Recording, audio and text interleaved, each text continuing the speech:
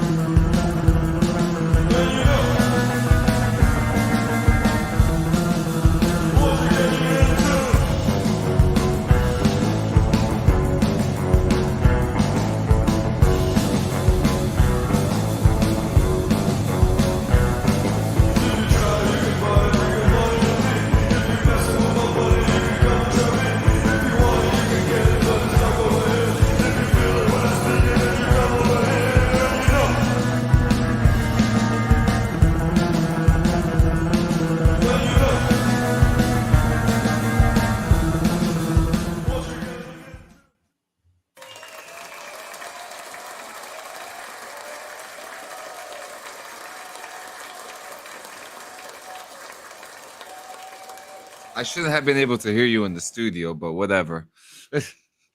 We'll see what it sounds like when we put it up on in a couple days, huh? Yeah, that's true. Fuck it. Now we can't hear Squillini. Squillini, you're muted. Can you hear me now? We can hear you now. Okay. Alrighty. Well, welcome to the DD214 Network podcast hosted by John, Jay, and Joe. Y'all better look the fuck out today. Our crayons are sharp, the box is full, our bottle of glue is topped off, and our helmets are on tight, baby. We're about to rism with the tism. So, in other news, why the fuck are, when it's showing that we're muted, when our fucking intro's rolling, we can and I still hear hear you each two other. coughing like fucking goddamn freaking cancer patients? I mean, well, if we're being fair, it always says muted on mine, and I've never heard you guys before. That was the first time I ever heard you. Same here. That's like the third time in the last like. Well, I want to say for me it's the second time now because it happened last week before the live show. Huh. I was not privy. I was not privy to that, so I'm unfamiliar. That was the first time I've ever heard anything other than the intro. The intro. Yeah, you know, when shit doesn't work and then when it works, yada yada yada. It is what it is. Yeah. So yeah. How's everybody doing? I saw that look, Squillini. Like, do not shake your head in judgment of the spirits that I choose to imbibe right now. Thank you. Okay, we can't all be fancy IPA drinkers. Okay, like sorry. Oh, as you're drinking a yellow jacket, you're gonna see that's that shit I'm talking about. But hey, look, we both got full flavor though. We both got full flavor today. Look at that. Show everybody. You got a yellow jacket, and I got freaking the king of beers. Like that's. It's more like the queen of beers, but okay. And I've just got boutique orange slush, but you know, who am I? Whatever works. Whatever works. In a fucking vape. Boutique orange slush. And guess what they had at the gas There's station? actually 2 flavors in here. 2 chambers. Really? Make sure you puff your vape with your pinky out. Yeah, you gotta pinky's always pinky's up, gentlemen. Guess what I saw? Guess what I saw at the gas station when I was getting this beer, though. Like, guess what I saw? Weed? No, that's just normal. That's just every day. Locos? No, it's it's fucking Faygo. They started stocking. There was another gas station closer to my house around the corner that used to have Faygo, and then like 6 or 8 months ago, they stopped carrying it and went to a different cheap brand of soda pop. Well, now like the main gas station that I go to, kind of like for everything, tobacco, groceries, cat food. If like the cat's running low, you know, like a little bodega. But they started carrying Faygo, and I was like, yay! So I got a Faygo chilling in the fridge just for old time's sake. What flavor? I got peach. Oh no, did I get red pop? I think I got red pop. They had peach, red pop, and cotton candy. Cotton candy is like the most popular one. Cotton candy. I like rocket pop and cotton candy. But I either got peach or red pop. But it's like I haven't decided if I'm going to drink it or just pour it on my head, you know, and take a shower in it. I haven't decided. You just reminded me. I'll be right if you back. decide to dump it on your head, here's the only stipulation. You have to do the Juggalo face paint first and record a video. That wouldn't be hard. I just have to get the makeup. Because I have we my own. totally need to fucking do a clip of that for our fucking socials. I can. That's easy. That's not even like that's like a like where Throw on your Ranger panties, fucking, you know, put on my face paint. Yeah. And then fucking take a little Fago shower. Like, yeah. I'm tracking. Oh, he done went and got him fucking a damn Yep. Dude, we don't fight soda. You know, we might be slightly. It's an orange and cream, by the way. Get it right. But Put some respect in its name. I called it a craft soda because it's not a typical fucking soda. What I was just gonna say those are fucking pop tops. You need a bottle opener for those. We might have some trashy aspects to our lives, but we are connoisseurs here. We are connoisseurs. We know what we like. Well, we know what we like. So I don't think I've really ever talked about like my go-to when I go to the bar. So we've talked about the pub and grub. Obviously, you know, we all imbibe in our own ways. We've talked about the pub and grub we go to all the time. So I've got a routine. When we get there, before I'm even at my seat at the bar, one of these is fucking ready for me. I love Cracked it. open. I drink 2 yellow jackets and then I go to Guinness and double Jamesons. Okay. So I go from cheap to a little bit more classy, but it has to be Guinness and double JMO.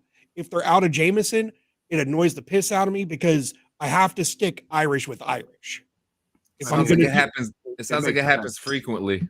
No, actually, luckily, because he's drinking all of it, John. Because he's drinking all of it like that. Luckily, that's not what they've ran out of. There's been several times where I've been there and we'll be there for 3-4 hours. We'll have 8 and everything, and I'm just throwing these back. If it's one of those days where it's like, you know what, I just want to go with the cheaper stuff, so that way my tab doesn't get too fucking high. Yeah, and it adds up quick. I've drank them out of fucking Coors Banquets before. Well, and I was saying, especially like if you're drinking like shots or if you're drinking alcohol, like hard liquor at a bar, gets expensive insanely fast. Insanely. So the Guinness, is $6 for a glass. There you go. It's on tap. That right there. That's not cheap. That is not cheap. Not cheap, but decent price for Guinness. And at a bar. I just got 6 of these for a little bit over $6. So like for comparison, I go to the store and buy a 12-pack of these for $10. Thank you. That's like we just want to make sure our audience is aware that like we know what money costs and like we know the cost of things, and like we're not just frivolously fucking throwing our shit away. You know what I mean? Like it's actually kind of crazy how money costs. So it costs money to have money. It costs money to exactly. Yeah. Because like, for instance, I mean, obviously I work from home. John, you work from home. But like my wife, she has to drive to fucking work every day. For her to get to work, we have to have a car payment. That costs money. We have to have car insurance. That costs money. We have to put gas in the vehicle. That costs money.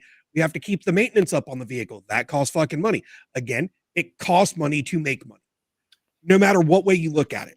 Because like even me working from home, it costs me money because I have to have internet. I have to have a stable internet connection for me to be able to work.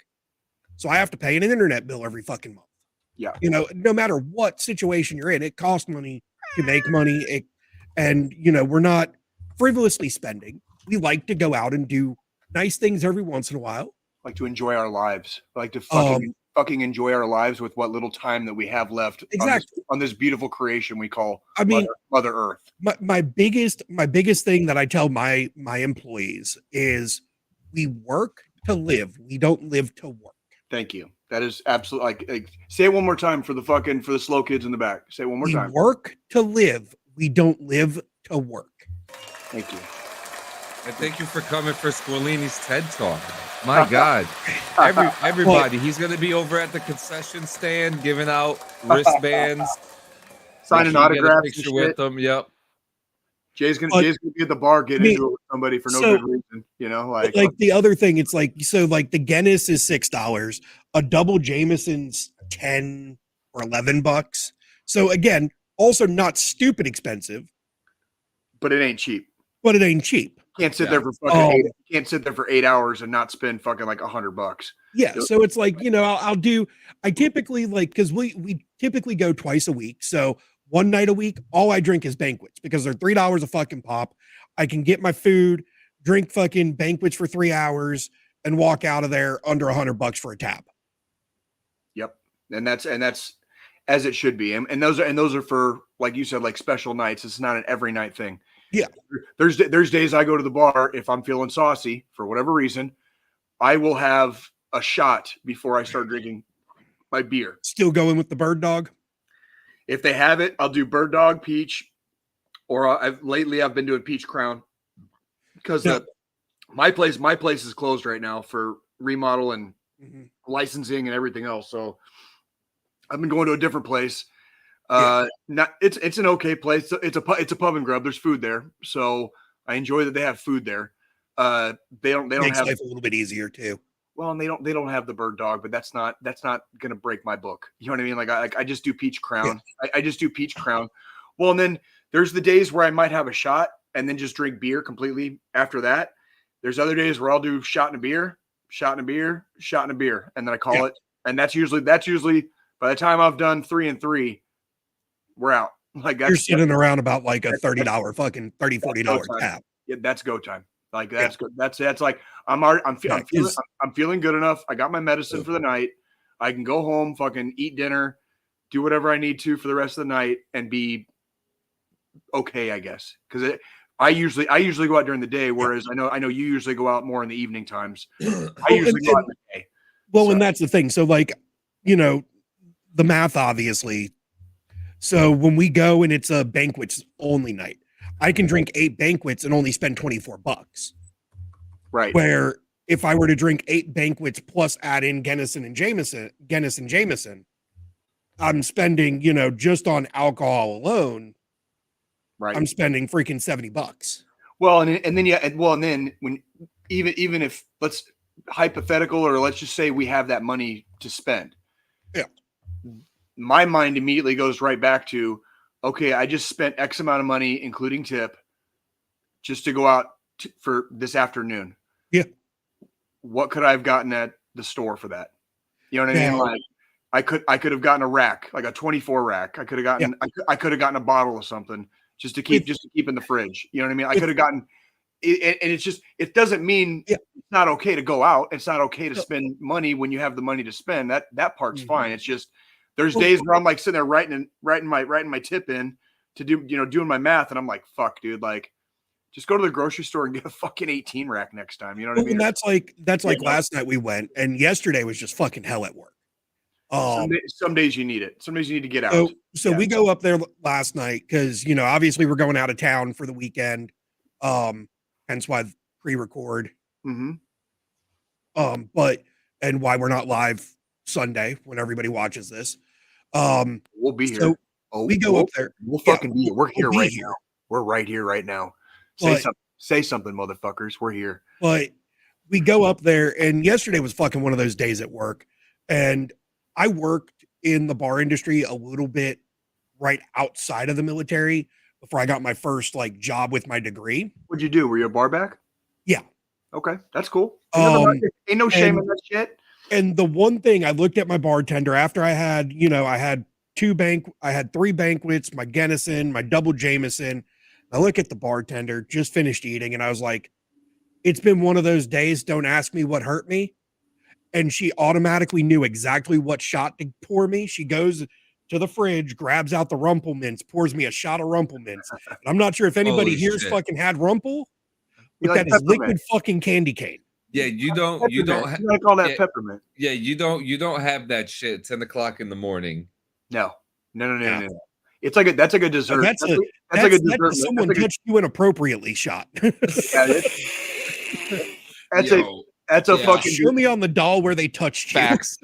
Yeah, that's a dessert. That's a dessert liquor. That's a dessert liquor. Like you don't drink that shit every day. You don't. I could buy a bottle and most of it is still going to be in there like 3 years. You can't be normal if you're taking shots of that shit. Yeah, because like I could exactly, Jay, like you said, I could go buy a bottle of Rumple from the liquor store for $20. because it's not fucking expensive either. No, it's not. It's one of the cheaper fucking liquors you're gonna buy. It is. I can throw that in the freezer. And it's not bad. It's not bad. No. It's just, it's very peppermint. Like it's, Yeah. And yeah, I can throw that in the freezer, and I might do a shot once every fucking 3 or 4 months. Right. So and that shit's going to be in the freezer for like 3 years, for like 3 to 4 fucking years, guaranteed. Because it's in the bar industry, it's known as the I'm fucking done with this shit liquor, because you know someone's having a bad day when they order a fucking rumble. Right. That's just 100%. That's the way it fucking is. Yeah. That's a fuck it. Give me something that's gonna like fucking upset my gut tomorrow morning. You know what I mean? Like give me something I know I'm gonna feel in like 16 to 18 hours, please. Well, and then at our age, that amount of peppermint, instant fucking heartburn. Yeah, well, I sip. I remember we've had that conversation about like I no longer take shots. So if anybody out there is fantasizing about meeting your friendly neighborhood Jay randomly and drinking and having a drink with him, that's fine. But if you buy me a shot, I don't shoot it. I sip. Yeah, well, so I know because when when we were up there last year, when we went to your place, we ordered a shot and a beer, and we didn't order it as a shot. We ordered it chilled in a rocks glass. Yes. And sipped it. Yep. Because I'm also typically not a shot person either. Like when I order a double Jameson, I'm sipping it. But I also like the flavor of fucking whiskey and the complexity of the different whiskeys. Agree. Because there's so many different fucking flavors and you only complex profiles to it. And you only get that if you sip on it. Yeah, Tennessee honey, oak, fucking strawberry, mint. Anything you can think of. And my main thing is and I'll just be honest about it. Like, I'm 44 years old. Joe's talking about heartburn, like reflux. My stomach can't take shots anymore. Like if I take a full shot, especially if it's something like whiskey or fucking like tequila, I'm talking my stomach immediately fucking churns. Immediately. Oh, shit. Like, doesn't matter if I've eaten, not eaten. Mm-hmm. Nothing matters. I'm talking immediate clenching. I start doing the salivating thing, and it turns into the fight. It turns into the fight. Now, because now you're trying to prevent yourself from fucking. So I sip now. Now I sip. I can drink literally anything in the fucking world. Hand it to me. I'll just sip on it. But I will fucking drink it. And I can drink anything. But it was so bad yesterday when I ordered the Rumple. Like you, Jay, I don't do shots, but sat down in front of me and I just glunked. I've been known to throw back like some And then I chased it with a fucking banquet and called it a fucking day. Like, that's okay. Did it make you feel better at the time? Yeah. Okay. Then I'm fucking hands off, dude. So that's like anything wrong to me. I like shots. You give me shots, I'm gonna keep on shooting. Oh, I know. We know, John. Until you puke down the side of Jay's car. No, he didn't. No, he wasn't. I wasn't drunk. He was not. He gets that poor guy gets fucking motion sick, and like the roads out here, especially in the summertime, they're narrow and they're windy and they're hilly, and so you can only see like sometimes like 30 to 70 meters in front of you on the road before it curves again. And John's never fucking been out here. It's 90 goddamn degrees, humid as fuck. Like that's like, I already know. Like I didn't realize when we were driving until he looked at me and like, and he was pale. And I was like, dude, are you okay? He's like, I think I'm going to throw up. I was like, fuck it. Roll the window down. Yeah. So I actually got a good story for you. A good drunk story. And this was in New York City in the subway. So this is God. I love where this is going. Like this is fucking taking a turn. So my wife and I, we used to have either like, I can't remember, it was like our Tuesdays or Wednesdays off. So one of those prior nights we used to live on 110th Street across the street from Central Park. The only thing that sucked about our apartment is that we had the view of the main entrance and not the park. Okay. So, but you were right there. but you Oh were yeah, right. dude, we used to go across the street all the fucking time and just walk Dope. the park. You know, it was great. So one day we decided we actually walked down that day. We walked from 110th to I think 20 something street. And we found the bar down there and we start drinking and we're having a good time and stuff. We had a couple Long Island iced teas, which was nice. And you know, Long Island iced teas are not very friendly, especially the little twink bodies like mine. I mean, if they're made correctly, no, they're not fucking friendly because it's 120% fucking liquor and 2% fucking a splash of God knows what the fuck hell to give it the color of hell on earth. That's what it is. Like four different types of fucking liquor and like a splash of Coke to fucking make whatever. it look like fucking tea. Yeah. Yeah. So we drank it. Splash. It's out of the So fucking soda gun. Yeah. So we get on the 1 train, which goes up the west side of Manhattan. Okay. And we're going up the train, and you know, on this train going up, we're passing some of the tourists and some of the more well-off people of the city. So I love where this story's going. Yeah. Ooh-wee. So there's everyone on the train has like suits and nice shirts and stuff, and then me and my wife look like fucking like new age punk rockers or something like that, you know, with the black jeans and the makeup and the hair and stuff like that. Mm-hmm. So there's a family next to me. Family of 4, and they're British. And and we're having a nice conversation about how, and I'm noticeably drunk. He knows like, oh, I'm talking to a drunk New Yorker. But he obviously knows that the West Side train is probably one of the more quieter ones. Yeah. But that night, it got a little loud. But you were there. That night. I was there that night, and so I'm talking to the guy, and I think we're by 70 something street, and I look at the guy, and from my wife's perspective, it's hilarious. But like, I look at him, and he's like, "Oh yeah, no, we had such a great time," and I'm like, "Give me," in a British accent, nonetheless. Oh my god! Damn you, dickhead! I looked at him in the eyes and his face. I said, "Will you give me 1 second, sir? Will you give me 1 moment, sir?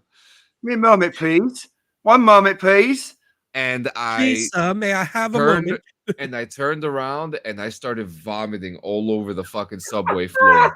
like when I tell you, like vomiting, it was like Exorcist, like ugh.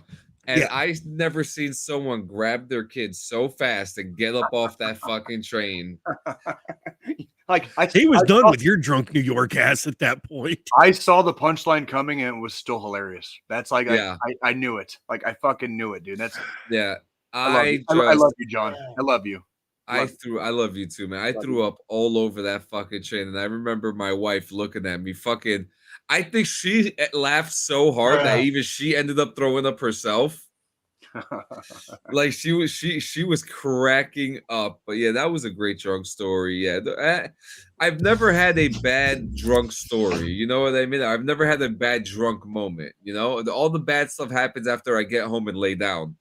You know, there was one night with some homies this is way back in the day in Tucson. I'm talking 25. Well, not quite 25 years. Like we're talking like 01, 02, maybe, probably more likely like 01.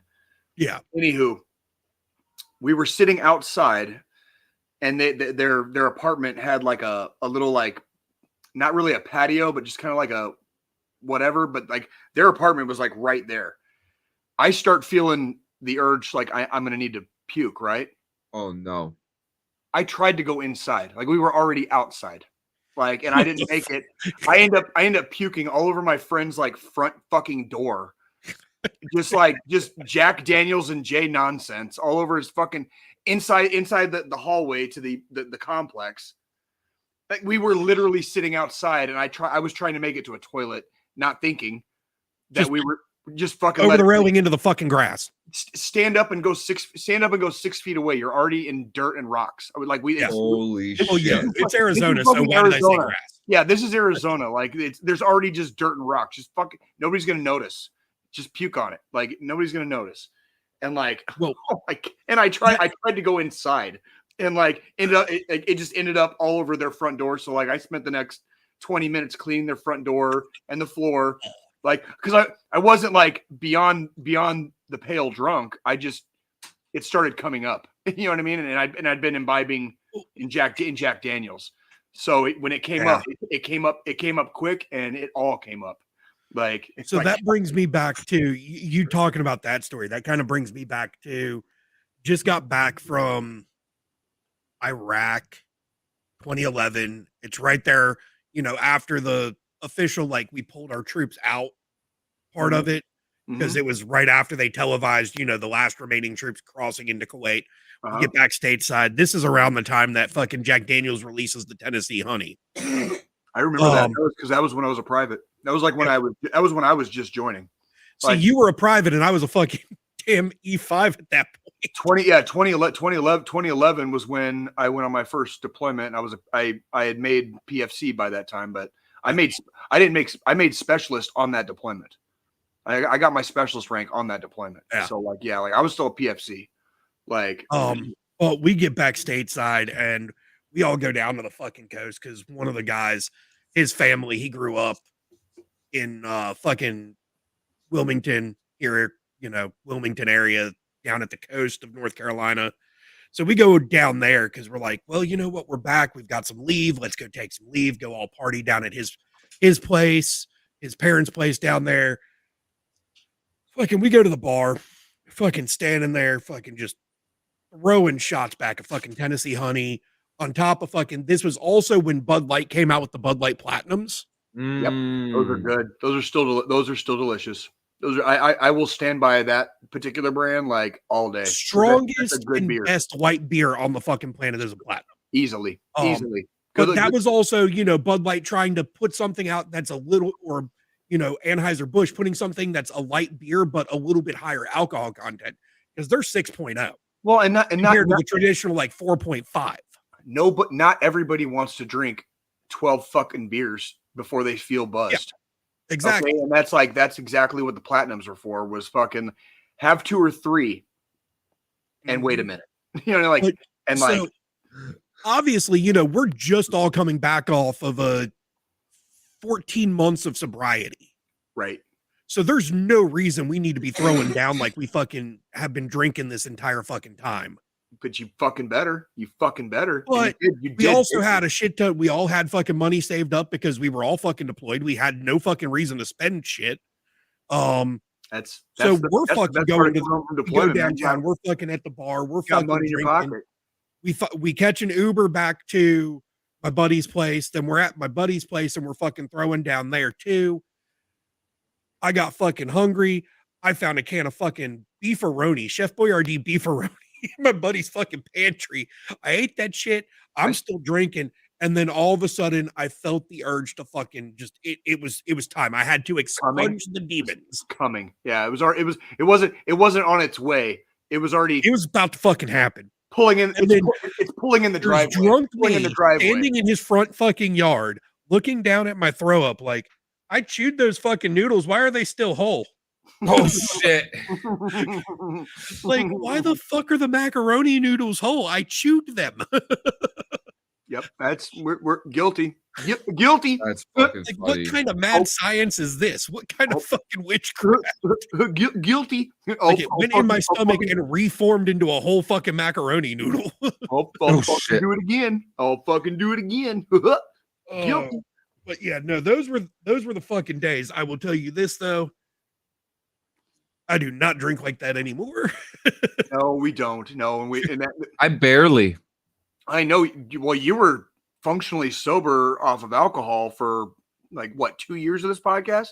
Almost? Yeah, 2 years before you. Yeah, and you still don't. You're like, yeah, I would call.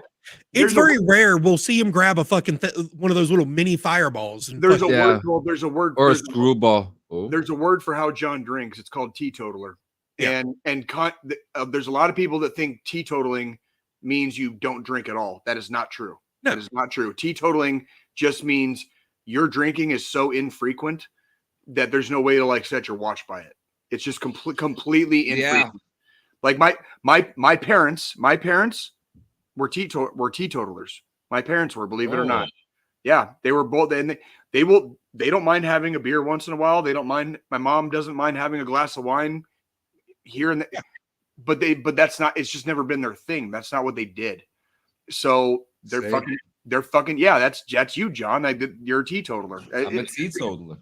Good for you and your fucking liver. Okay, you're not doing anything. You're not doing anything wrong. I promise. Okay, like you're doing all the things right, my brother. I promise you. Okay? I mean, my liver thanks me because I slowed down so much. So yeah, I think my liver has what do you call that? Because my liver was getting ready to fucking tell me to go fuck myself and jump out. What's that Stockholm syndrome? I think my liver has Stockholm syndrome. Right. It's like, no, shut the fuck up. Do what you're told. Okay. Like if we drink today, we drink. If we don't, we don't. You shut the fuck up. Yeah. All right. Like, man. So it's been a crazy week, man. You want to talk about fucking Gene Hackman for a second? Yeah, actually, I was a little, I mean, motherfucker was 95, right? Like, but I was still shit. He was a mainstay in 80s and 90s cinema. He retired like in the 2000s, early 2000s, something like that. Yeah. As far as like major roles and but he had a very wonderful career. Former fucking Marine. He was a Marine. All right. So here on DD214 Network, we absolutely. Yeah. Do you guys have any thoughts about,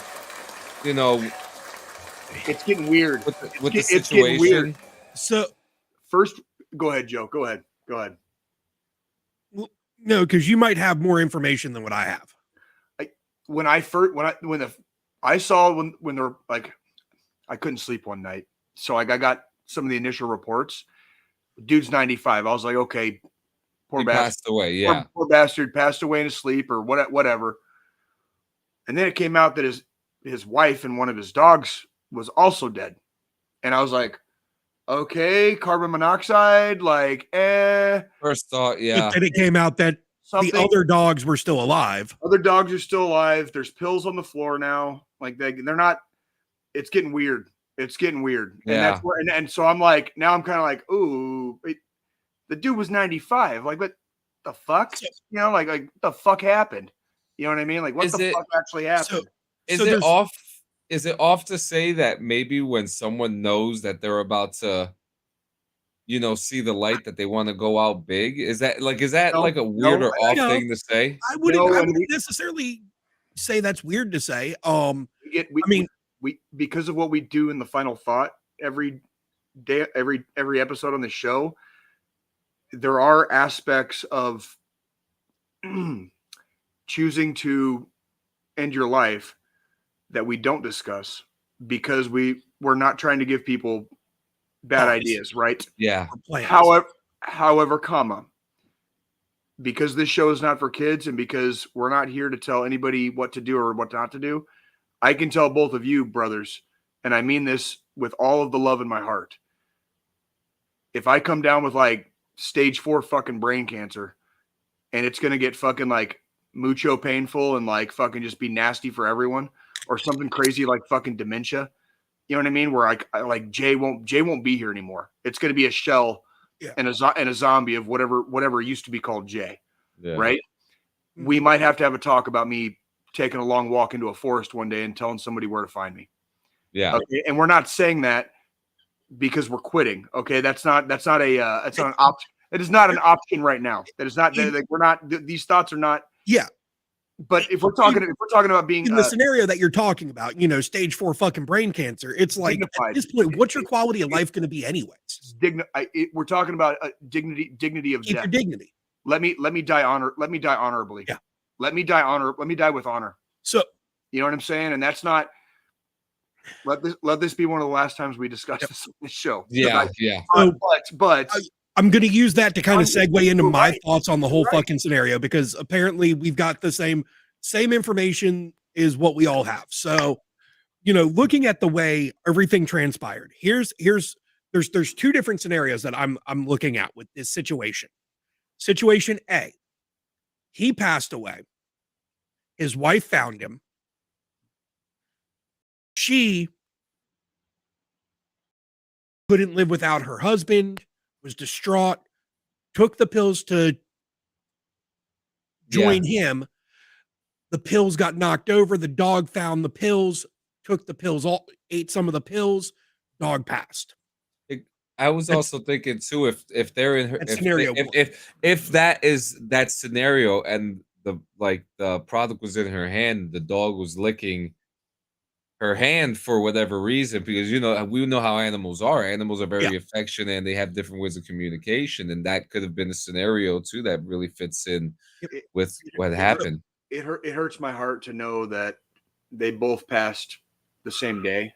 You know what I mean? Like, and whatever happened. Yeah. Whatever happened, it's unfortunate.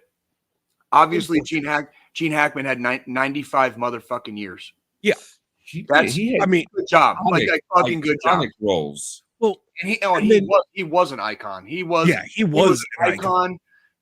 He was the ultimate good guy. He was the ultimate bad guy several times. He played both good and bad equally fucking well.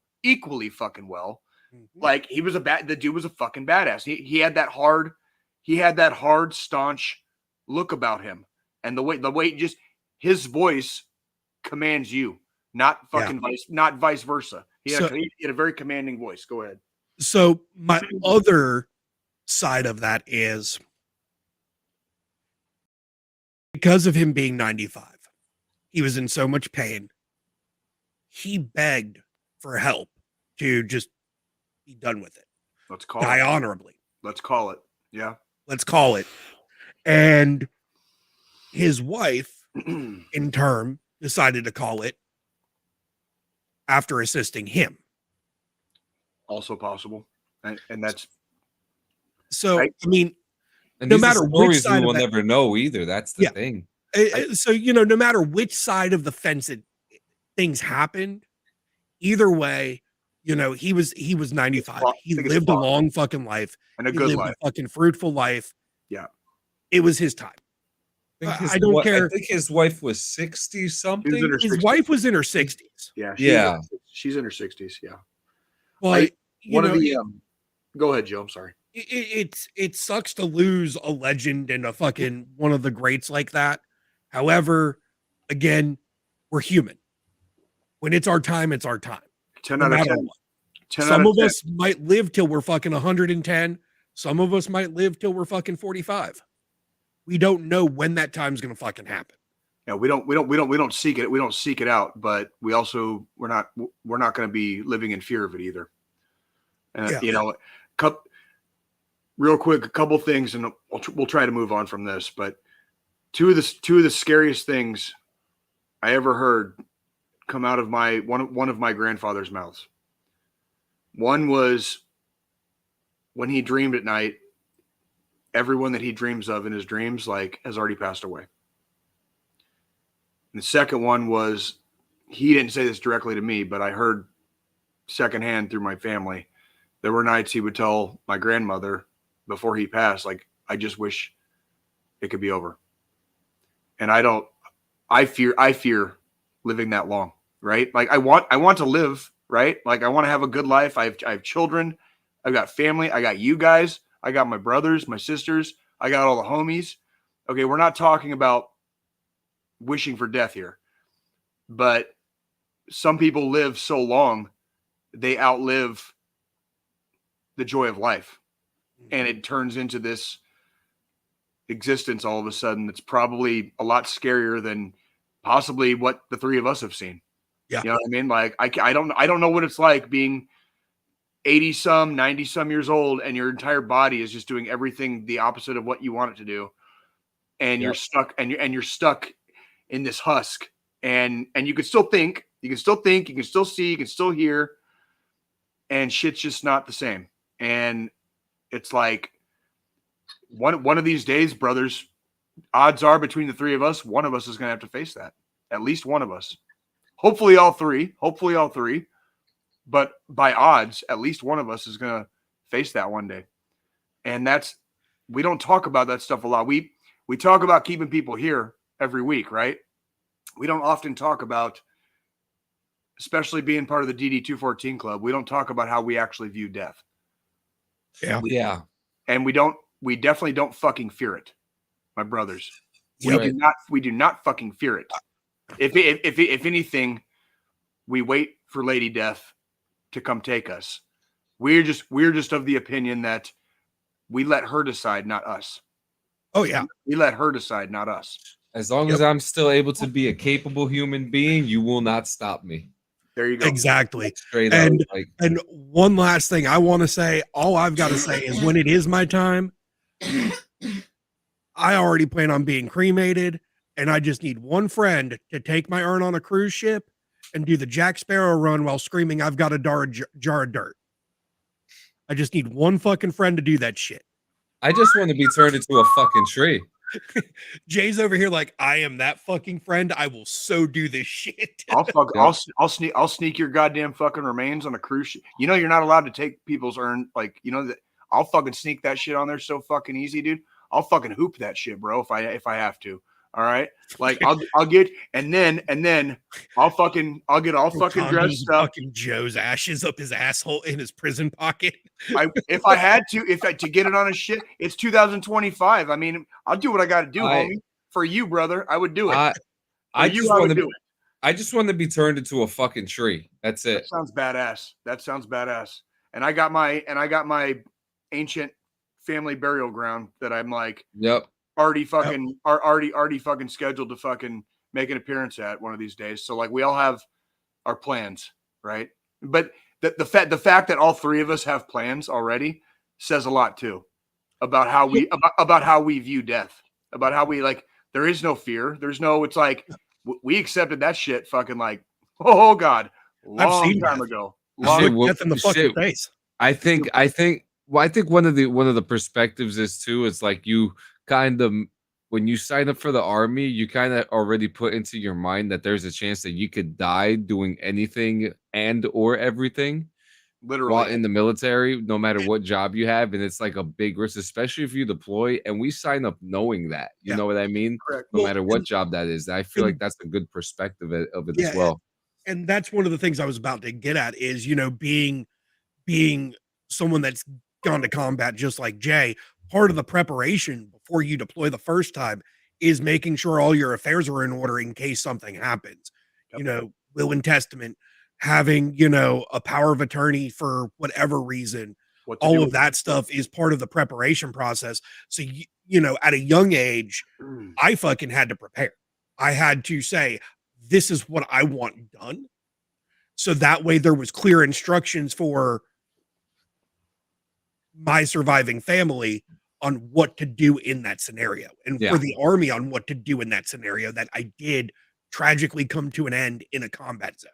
It happens. Well, I remember my living will on my first deployment, I had very specific instructions over what to do with my body, but I had separate instructions for in case I got blown up, in case my body was not intact, in other words. Yeah. Which is a very real possibility. They might only come, you know, I weigh, you know, 100 at the time, maybe 170 pounds. You might get 20 pounds back. Yeah. You know what I mean? Depending on the situation. Yep. Yeah. Whatever happens, but you're just getting back remains. You're not getting back a body necessarily. So I had separate instructions for what to do if it was remains versus a full body, a whole body. Yeah. Yeah. And that was a thing because we were doing route clearance. So what does route clearance do? Look for fucking bombs. What do bombs do when they fucking explode underneath people's asses? They tear them apart. You know what I mean? Like it's a possibility. Now imagine how people would think if you go over there, and up there. Yeah. Now imagine how people would feel if they saw what it does to the ground beneath it. Well, and I tell you what, brother, it's sobering. It's sobering. Like I remember one time on my second deployment. This is when I was in the infantry. Now I've reclassed at this point. Yeah. Now because I did the route clearance thing with the engineers as a mechanic, we were doing a mounted mission, so we were in vehicles, but we got up to this. It was like it was a road, but it had a culvert running underneath it for irrigation. Yeah. And I was lead vehicle, so I got out. I was actually TC, but I got out to go clear the culvert by myself, like before any of the vehicles fucking passed over this culvert. And I don't remember nothing crazy happened. It was normal. I cleared it and everything was fine. But I remember when I was walking around the front of the truck, I was like, to get ready to go down into the little wadi, the little wash, to go look underneath so I could see underneath the road. You know, I was like, here we go. You know what I mean? Like, today might be the day, big dog. You know? That was always route clearance. That was always, especially mounted route clearance, was always one of those things. Like, anytime it was your turn to get out the fucking truck and go check, wherever you step, was literally wherever you step. Like, fucking the term walking on eggshells doesn't even do the fucking fear. And there's nothing you can do about it. Like, you can look at your ground and you can see functionally what you're seeing, but it's so easy to make anything look normal. Yeah. It's so easy to make anything look normal. So it doesn't matter where you step. It literally doesn't matter where you step. If it's there, it's there. And that's, fortunately, obviously, I'm sitting here doing the podcast, so obviously nothing happened that day. I did good, but I was using training that I had previously had experience with the engineers while I was over here in the infantry at the time on my second deployment. And I actually got to do the same shit on my third deployment. So I was able to take training from when I was a mechanic attached to engineers and utilize some of the SOPs that we had as engineers over on the infantry side when we were doing mounted and dismounted operations in the infantry. And by that time, I had become an NCO and I'd become a squad leader. So I was usually either TC, or if I was dismounted on my third deployment, I was in charge of the dismounted element. Does that make sense? Yes. So, like, there's other people with me, obviously, but I was the dude of rank on the ground. Yeah. Does that make sense? There might be people in the trucks behind us, you know, but on the ground, I was the dude of rank. And like that's how you get that fucking experience in the military, is like by doing it. Those little pockets of training that you don't even know are training. Because even like when you're doing something operational, you're still doing something training, because there's always a rank 100% correct. Go up there, you know. So even if like you're there for 15 years and you're doing a fucking training op just for training, you're being trained at the same time. There's someone watching you, higher than you, having that conversation with someone next to them, like, hey, maybe it's time for that guy to move up. That's why we train. That's why we don't stop.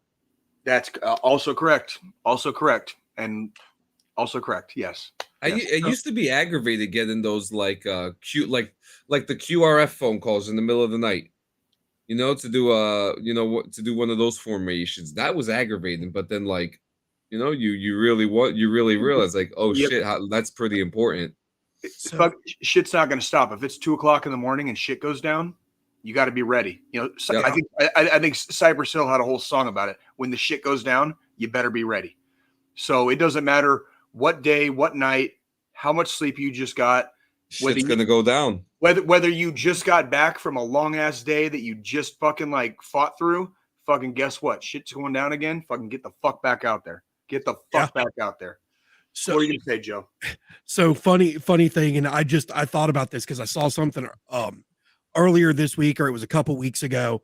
And we're talking about, you know, training and our time in and stuff like that right now and all that. So there was one point, it was in between my second and third deployment. The Army was testing and releasing these new landmine detectors. I know. I think I know what you're talking about. I've used them. I know what you're talking. Pretty much, it's a fucking overglorified fucking metal detector.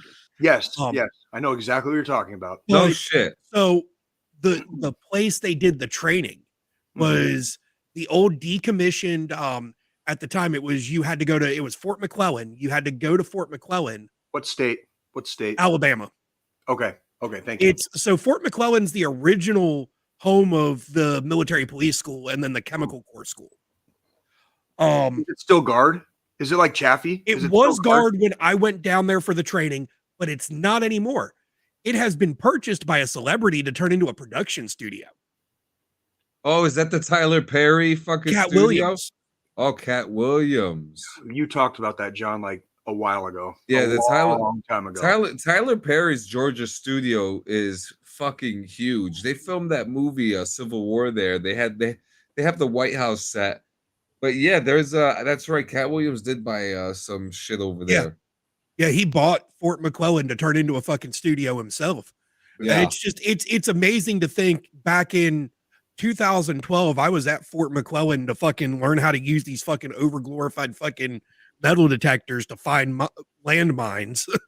Yeah. And now the base at the time was being used for the Alabama National Guard. So they decommissioned it in 99. Then the Guard took over the base, turned it into just a training. Like that was where they were doing like their fucking 2 weeks a year bullshit. Right. Was at McClellan. They had a small little PX on site, room and board for soldiers going there for trainings and stuff. Barracks. Yeah. Barracks. They took the barracks and just pretty much turned them into hotel rooms for soldiers that were traveling even. Like if I had to drive through Alabama and I needed to stay overnight somewhere, I could always, get a room at McClellan during that time frame. And now it's been completely sold and everything's being torn down to put up production studios for TV and movie. Fucking A. I'm okay with that. Like that's if it's not being if the government wasn't using it anymore, why the fuck do we need it? And fucking let somebody else fucking have it and take it over. YOLO. Totally okay with that.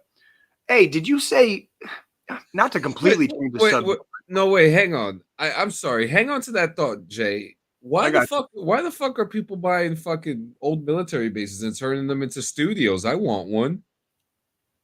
I mean, how much did it cost? I don't fucking know, dude. Like, I mean, it'd be cool. You know, like that thing where like, you want to like live around all your friends and shit, Yeah. Like, and have like a little, like, like little, like proto. You could do it with that. Do like a little proto hippie community. Yep. Do that with an older base. It wouldn't be hard. You know what I mean? Like, there's probably still structures on the property that could be converted into housing. And there's other structures that could be converted into like a bar, a mechanic shop. You know what I mean? Like a fucking, just like whatever you would need. I would say, in the community. I would buy a military base and turn it into like a Westworld type thing, like a theme park. That'd be kind of fun. It'd be like a role, like a live action role playing.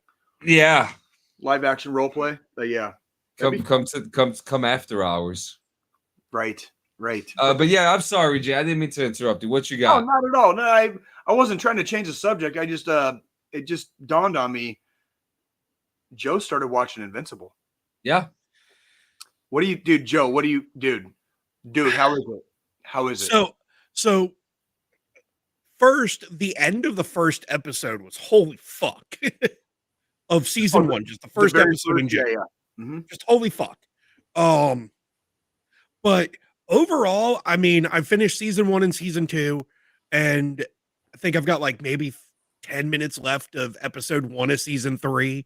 So I'm right at season 3 now. I'm done with all the episodes that are out at this point before the end of next week, of the week. But it's really, it's captivating. It's interesting. The nods to other, comic book studios has been pretty, or the digs, I should say, at other comic book studios has been pretty interesting. Like Arachnid Man and Professor Octopus, or, there was a point where fucking Batman was there, but they didn't directly say Batman, but the hints and all the he's a man dresses like a bat. Yeah. What do you call he it? goes by and then poof, fucking, yeah. I mean, the gore fucking, definitely it's there. Fucking gore factors, fucking holy shit. For a cartoon, it's like, take Mortal Kombat and turn it into a cartoon. And put it into a blender. Give everybody superpowers. And put it into a blender. Yeah. Yeah. And that, well, and it's a lot more realistic how superheroes would actually probably deal with problems, especially if the problem got out of hand. It's not campy like the older, Silver Age of comics. It's not campy like DC and Marvel. This is what would happen if superheroes were real and they had to do this on a day-to-day basis, because they would just be fucking normal people.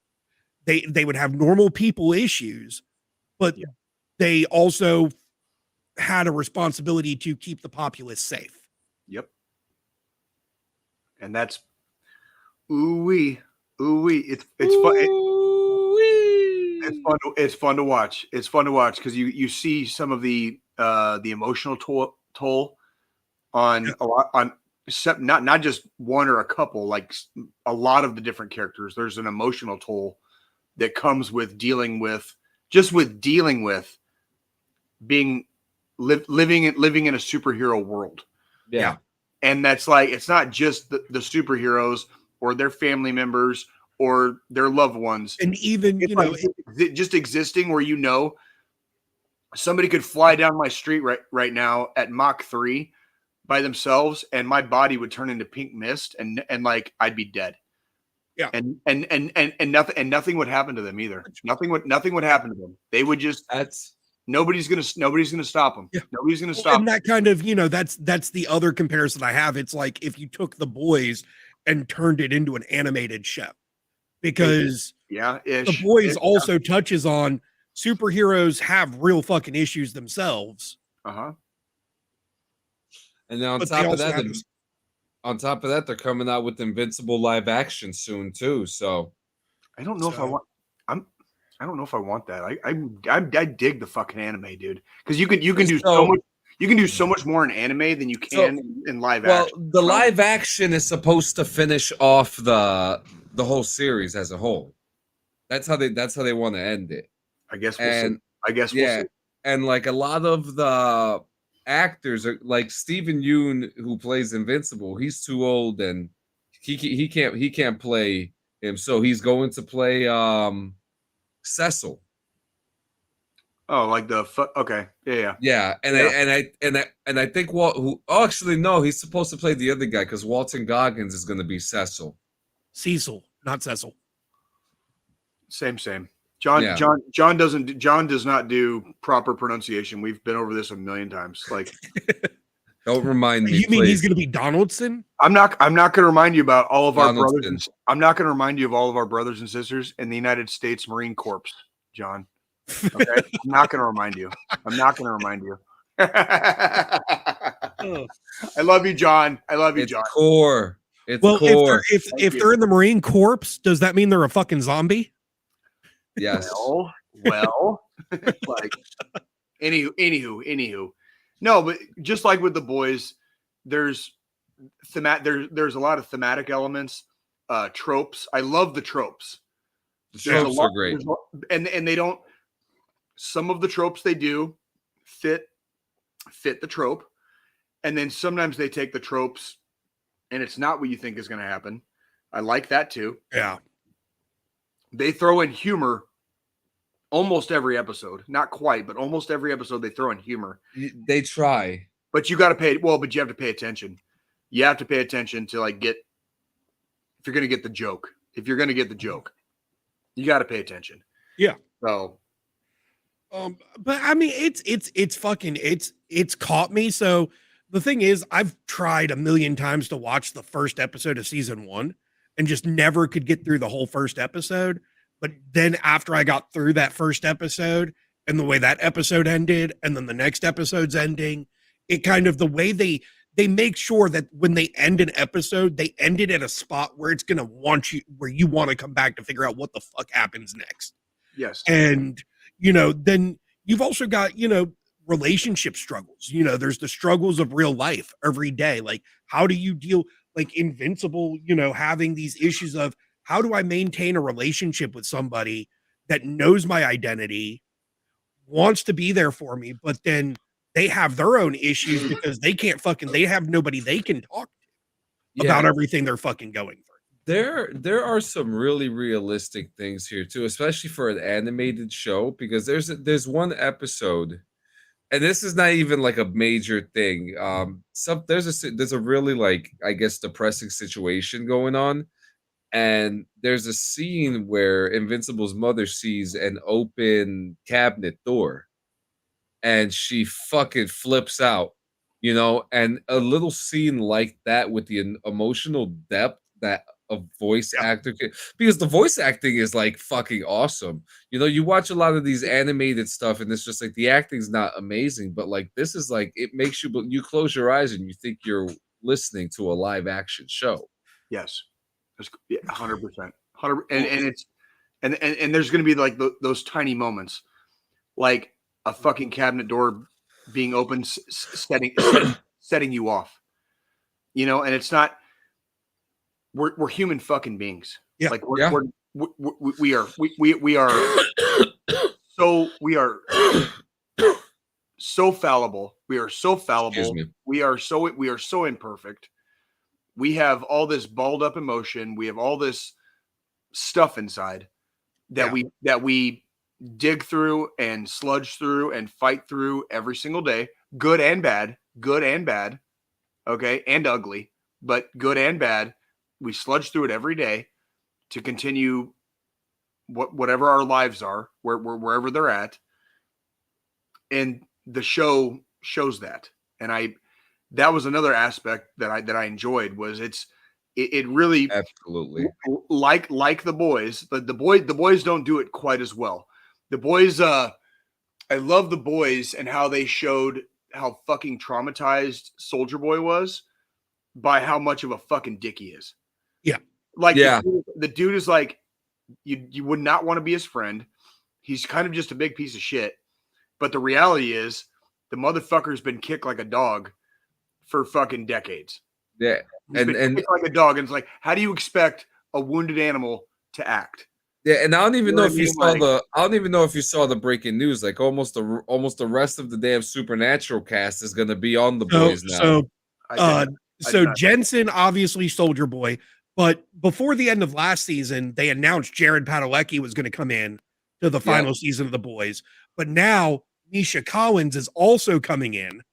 I don't know who any of these people are. So I've never watched the show. I just know who they are. Yeah. I watched all of fucking Supernatural. Great fucking show. Speaking of which, we lost another one this week. A young lady. Michelle Trachtenberg. Michelle Trachtenberg. Yes, thank you.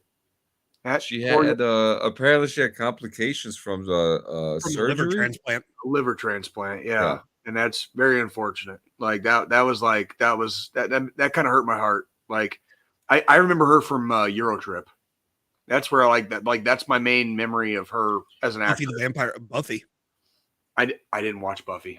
Brother, that's not a J movie. That's not a J show. Like I know. I missed it. I missed all the Buffys. I missed all the Supernaturals. I missed all the things. That's why I don't know. That's why I don't know who the fuck anybody is anymore. You know what I mean? Yeah. I missed all of it. Like I didn't even know who the fuck Soldier Boy was. Oh, your heroes are gone. But I mean, the thing is that with that specific, passing of a celebrity, that's something real though that can happen.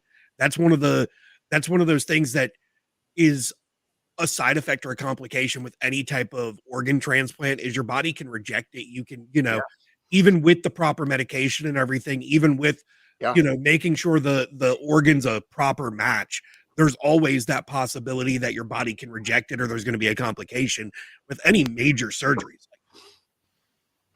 And I mean, if you look at some of the later pictures of her, you could tell she had a liver disease of some sort. Yeah, it's just unfortunate. Like she was younger than me. 39.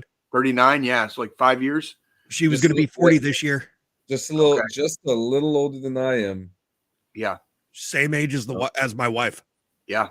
And I mean, I know all three of us have lost people that were younger than all of us. You know what I mean? Like it's like, yeah, it sucks when it happens. It sucks when it happens. Yeah. You know, but like I had no clue who Soldier Boy was, like as an actor. You know, I didn't know what he played in. I didn't know what he played in before. I didn't know any of the things. Like, and it like if they bring in people from Supernatural over to the last season of The Boys, it's just going to be. I just believe in good chemistry. And if the chemistry is there already, then it's going to be good. Agree. So, and that's the thing. So, Kripke, who produces and directs The Boys, was the producer and director of Supernatural. Mm. And the dude, Robert Singer, who plays the guy that plays Robert Singer, the president in The Boys, the older guy, he was in Supernatural. So like that producer and director is pulling a lot of his talent that he knows has good chemistry into The Boys to end out the show, because he knows they already have that working screen chemistry together. What streaming service is The Boys on again? Amazon. Prime. It is on same Prime. as Invincible. Did not. Okay. Okay. Ranger. Listen, Amazon.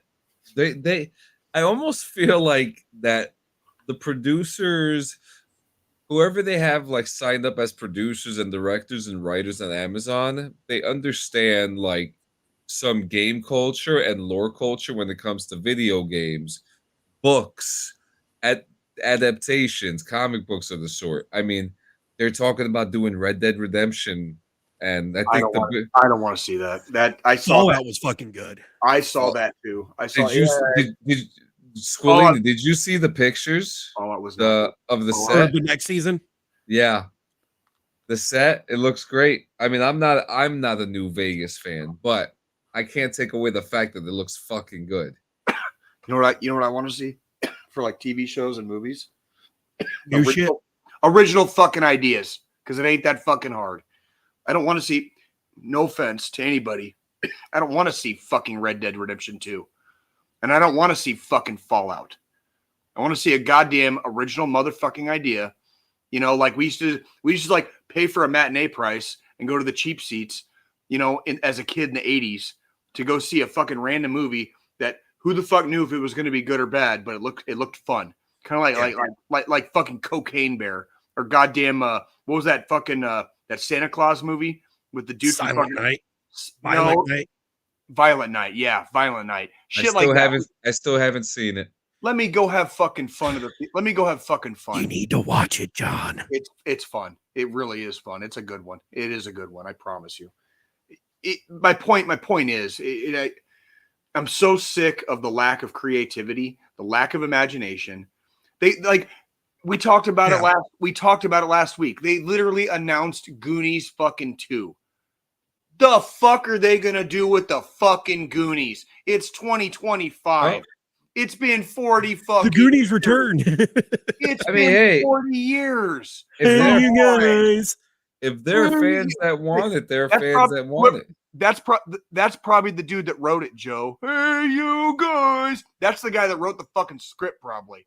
Okay, because it's been 40 fucking years. We don't need Goonies 2. Nobody needs Goonies 2. Can we do something like more fun, like more up to date? Like, I'm sorry, I get so verklempt. You guys, I know you guys hate it when I get on my fucking. I know. I'm sorry that I get in my cockles, okay?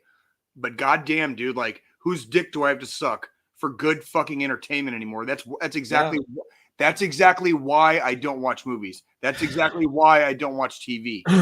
Because every time I do, that fucking acid reflux we were talking about earlier, it starts fucking doing this shit. Like, it just starts creeping on me. And by the time I'm fucking like 20 minutes in, I'm like, man. Like, I'm done within like 20 minutes. You know, like it was like the Batman, like with Robert Pattinson. Like it was like that movie. It was like nothing wrong with Robert Pattinson. He did his fucking job spectacularly. The movie fucking sucked. The movie fucking sucked. Donkey goddamn dick. Okay? Like, and everybody wants it to be so good, and it wasn't. It was trash compared to what I had in the 80s. It was fucking trash. Okay? And I lived in the 80s. Like you want to talk about garbage movies? There's some garbage fucking movies from the 80s. So when are we going to get some original rants with original quotes and topics that are the reason why you maybe when we're not announcing like something? Because if I hear something about the fucking Batman one more fucking time, it pissed me off. It was like that was like the biggest waste of 3 hours of my life, and I spent 12 years in the Army, and that was the biggest waste of 3 hours of my fucking life. Okay, like for those not aware, sit around and wait. Hurry up and wait is a real fucking thing. three tours in Afghanistan. 3. The Batman was the biggest waste of 3 hours of my entire fucking life. I will never get that back. And I will forever be jaded and cynical about it. So you mean to tell me you've never watched an M. Shyamalan movie and never thought it was a waste? Okay. Every M. Night Shyamalan Ding Dong movie I've watched, I've liked. Unbreakable. Even The Village? Okay, Yeah, The Village was probably the only exception. I only made it 15 minutes into that movie and I turned it off. Unbreakable is to this day my favorite superhero movie. Unbreakable and The Sixth Sense. Unbreakable and The Sixth Sense and The Sixth Sense are untouchable movies. I will die on that hill. I'll die on that hill. But even dead people. But even those movies, at least they were somewhat original ideas or like stories. You can take ideas and turn them into a different story. Fucking Shakespeare did the same shit. Mm-hmm. You know, only one of Shakespeare's plays was what you would call like an original story. It was The Tempest. For all of you that aren't fucking educated, that was actually his last one, wasn't it? Yeah. And it was the only original, what they would call an original story. Every single other one of his plays was basically like loosely based off of X, Y, or Z that had been around a million fucking years before he was fucking writing plays. Like, so just give us some fucking new shit. That's all I'm saying. I don't want to watch Red Dead Redemption, John. Like, what the? I can play the game. It's right. It would be telling an original story. There's lots of things, but like they're not going to redo a story that's already been told. Nobody wants to watch that. That's why Fallout did what they did. They told an original story. I made it in 20 minutes. What happened? I made it. I know. I'm not saying you're wrong. I'm just saying in the land of Jay, I only made it 20 minutes. That was yet another one that I only made it like 20 minutes through, and I was like, I'm good. Unfortunately, that's just you and a whole little 1%. It was. I'm okay. You know, so there are some adaptations that really feed the soul. I'm pretty sure Warhammer's going to do the same thing, and that's okay. I know there's plenty of people that would argue with me over the Batman, and that's if it spoke to their soul and it did something for them artistically and made them feel whatever way better about life or whatever, and it fed them, so be it. I'm starving. I'm in like the Sahara Desert entertainment wise. Like I'm literally like starving. No water, no food, and like everything functionally sucks. Invincible's awesome. The Boys is fun. Not the greatest, but it's fun. Yeah. Fun. I'll call it fun. Yeah, the list gets fucking real short after that. Like I'm not really watching anything right now. Like that's, you know what I mean? I'm watching so much. I am watching a lot of shit right now. It's actually, that's why I love you, because you do what I don't do, and like and you like it, so you can tell me, because then I don't have to waste my time. Dude, we got Silo just ended. Severance is up right now. Oh, how was Silo? Silo was fucking. How was that? It was great, and it ended probably with one of the coolest cliffhangers I've ever seen in a show ever. What'd they do? They went. I like hearing you talk about it. I'm not going to watch it.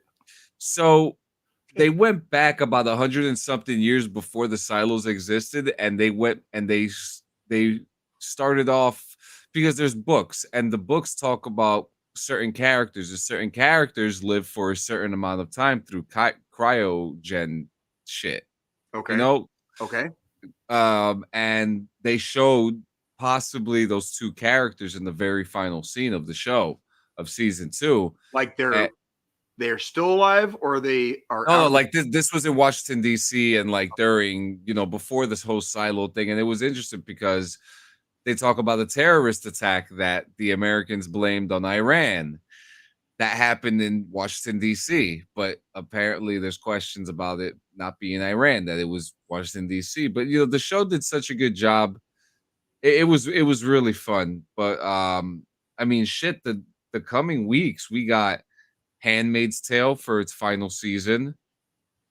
That's coming back in April. 1923 just started a couple days ago. Okay. I love that show, and that actually episode started off pretty graphic. Okay. What is this, like season 2? Season 2, and I'm pretty sure it's going to be the final season. Okay. Because it's story, it's period pieces. You know, if there's not much story, you know, It's there's like nothing much to tell. Yeah, it's like 18. Yeah. And then The Chosen. And we're getting, and this isn't a fucking spoiler because you guys all know what happens in the story, but we're finally up in The Chosen where Judas betrays Jesus. So we're getting up to the Last Supper and all that stuff. So what service is that one on? That actually, believe it or not, you can, I think, because that's a crowd-funded show, and for a crowd-funded show, it has a very strong cinematic presence. It's you can find it on Amazon, Hulu. I'm pretty sure on YouTube. It's everywhere. It's everywhere. And people, and like, let me just put it out there. I'm not. I don't fucking sit there reading the Bible all fucking day. You know what I mean? Like, I'm not a Bible thumper. I used to be. But there's some really good stuff in there. You know what I mean? And so this show does a really good job not making you feel like you're watching a religious show. It just makes you feel like you're watching a time period show. You know, with a lot of interesting things, It's a really good show. I really enjoy it. I've cried many times through it, even though I don't find myself to be a very overly religious person, but I have found myself in moments I'm just like, wow, that was really touching, you know? Well, spirituality is a thing, whether we choose to believe it or not. Yeah. Spirituality. But I actually do give the show a 10 out of 10. It is very well produced. That's one I might check out for you. Yeah. I won't watch Silo, but I might watch that one. Yeah, The Chosen is a very fun one. There's 4 seasons right now. Season 5 is coming. And I mean, even for those who are not overly religious or anything, it's just a good show to watch. I could dig it. Especially if you have the curiosity. But who's got final thought this week? I just had it. I think it's me. Me. Okay. Yeah. Ooh wee, can do. Is it time? Can do. Ooh wee, can do. What unit was that? What unit used that? Can do. Oh no, that's the way I say it on here is from Rick and Morty. No, yeah, there was a unit when I was in third ID that had that used that. I think it was 115th. Give me 1 second. I can look this up pretty quick. Or is it? It's like 269 or 115th. It definitely was not 110th. I was with some other weird shit. 315. 315. Was that in third ID? Yep. 315. 3rd Battalion, 15th Infantry Regiment. Can do. Which one were they? I'm trying. Oh, okay. Yep. Was I right? Was that right? I know. I had to see the emblem real quick. Once I saw the emblem, I was like, okay, yeah, we're good. There you go. Oh yeah. Well, we had a fun one today, did we not? No, we did. We did. It felt natural. It was conversational. It felt really good, and we got a little deep with it too, with things that we don't really, And there and just to say, there are some realistic conversations that happen in the world. There are realistic things happening that people do. There's a lot of realistic things happening every week that we don't talk about anyways. So every once in a while, when we do get a little deep in the weeds about X or Y or Z, that's what this show is for too. That's what it's not all kayfabe. It is not all kayfabe. That's why we joke about it a lot. Yeah, we got a little deep this week. So I guess let me choose my words. I guess what I want to say this week is we know you guys are out there and we know how you feel. And so like when you're in the midst of a struggle and you feel all alone, I can promise you we've been there. Okay.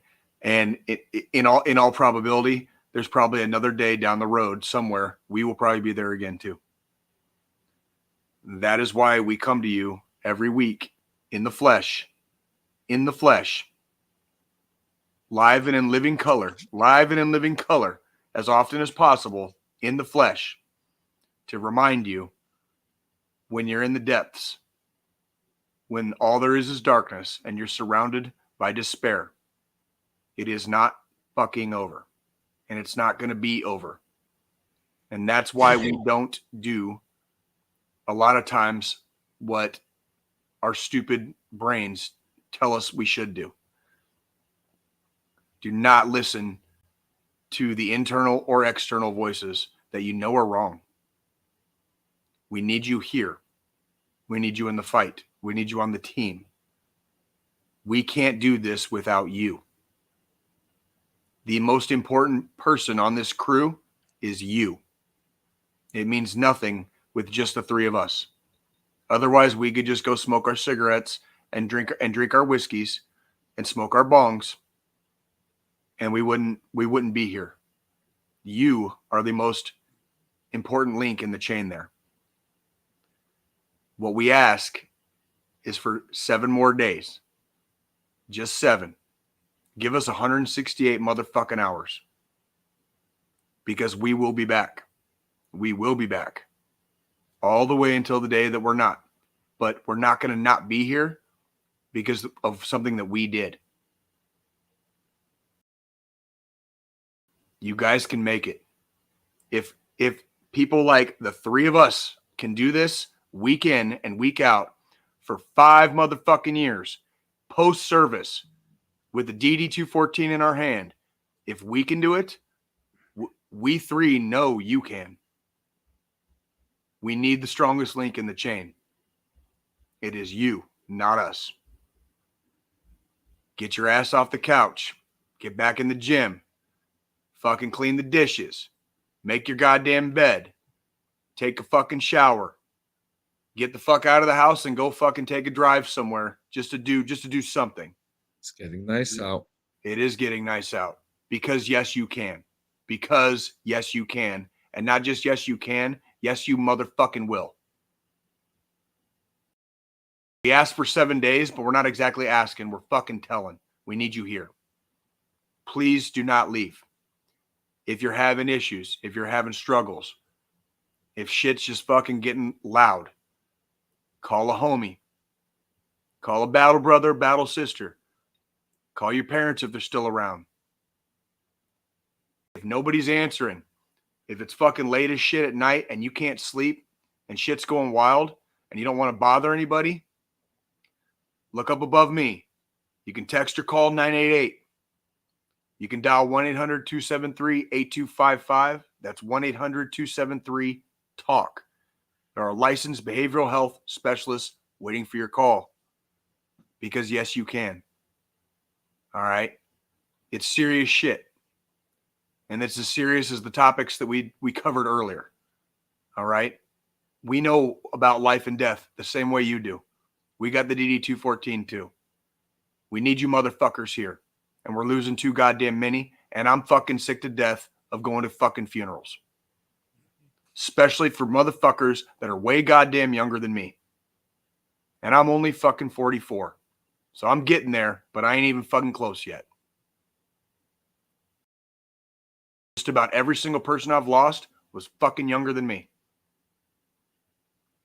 I'm tired of getting my goddamn soul, whatever's left of it, but just ripped to fucking shards and just tatters.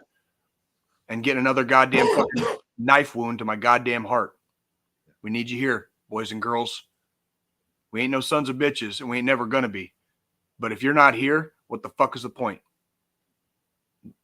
We don't quit here because we can do. We can do. All right? And we will do. So watch us. Oh, and by the way, what's next week, boys? What's next week? It's coming. What's next week? 100. 2 motherfucking 100. So if you don't believe what I'm saying, 200 times we've been here every week. 200 motherfucking times. If that ain't proof in the goddamn pudding, as our friend of the show Kabbalas would say, that pudding is sweet. Yeah. And it tastes good. Okay? The proof's in the pudding.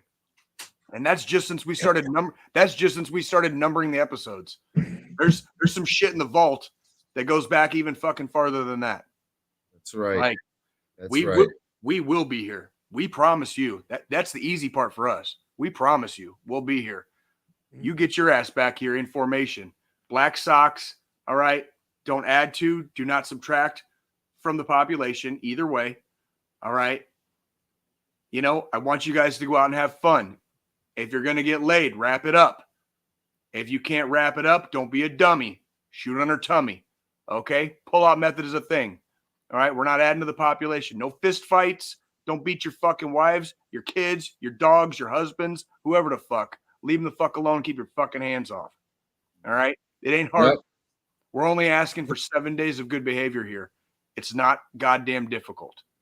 All right? So grab your fucking dicks and your vages, all right? And fucking like hike them up. Find your fucking balls wherever they are, inside or outside, and get your ass down the trail for another 168 so that we can see you for a fucking spectacular 200th motherfucking episode. Can you fucking believe that shit? No, we can't. Motherfucking episodes. And guys, we'll see you next week for that. We love you guys. Stay lifted. Adios, compadres and compatriots and all that beautiful stuff.